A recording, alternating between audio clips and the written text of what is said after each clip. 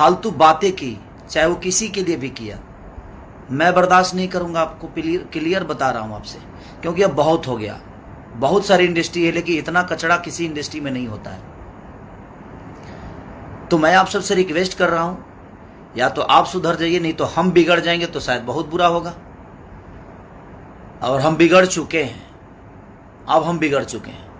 आपको लगता होगा कि हम सुधरे हैं, तो हम सुधरे इतने भी हम सीधे नहीं हैं कि आप मुझे। जय भीम नमो विधायन दोस्तों, फ्रेंड्स न्यू वीडियो न्यू पसंद चुके वीडियो बन रहा है, वीडियो पूरा लास्ट तक देखिए। जी हाँ दोस्तों, आज बात करने वाले खेसारी लाल और चमन स्टार विकास राव के बारे में। जी हाँ दोस्तों, खेसारी लाल के गाना आए थे शाम है धुआं धुआं। जी हाँ दोस्तों, खेसारी लाल का कहना है कि विकास राव एक गाना लेकर आए जी, आम है बड़े बड़े चूसे खड़े खड़े। तो खेसारी लाल का कहना है कि मेरा गाना से मैचिंग कर रहा है। जी हाँ दोस्तों, आप सब वीडियो में जरूर बताइए खेसारी लाल गाना से मैचिंग कर रहे हैं या नहीं, विकास और खेसारी लाल ये गलत बोल रहे हैं। जी हाँ दोस्तों, ये गाना बहुत फर्क है, ये गाना पहले सुन लीजिए।